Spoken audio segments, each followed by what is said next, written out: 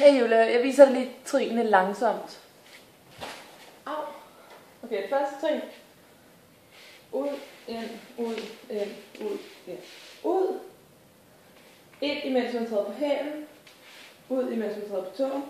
Ind hæl, ud tå, ind hæl, ud tå, ind hæl, ud tå, ind hæl. Så længe man vil. Så er der slangen. Der træder man højre fod foran og slatter herover.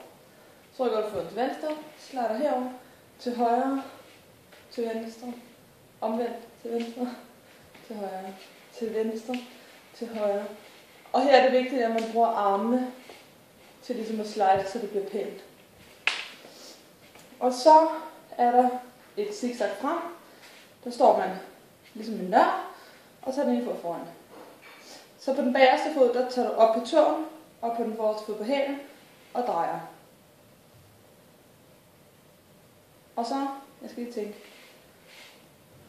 Så løfter du den bagerste fod, stiller du på hælen her, og foran.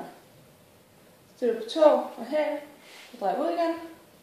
Løfter den bagerste fod, og stiller på tå med den forreste fod, og ind igen.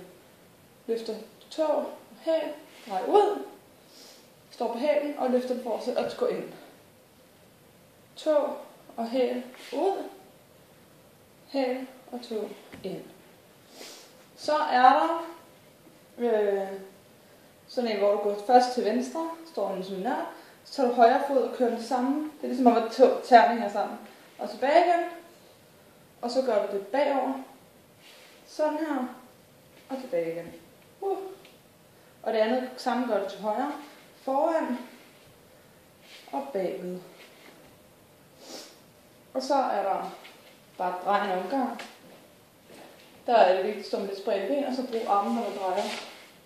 Ellers er det svært at styre det. Og så er der en, hvor du står sådan her. Så siger du ud, ind, ud, ind, ud, ind. Og så kan man lave sådan en højt knæløft, og så løbe op, som et gadedrengehop for eksempel.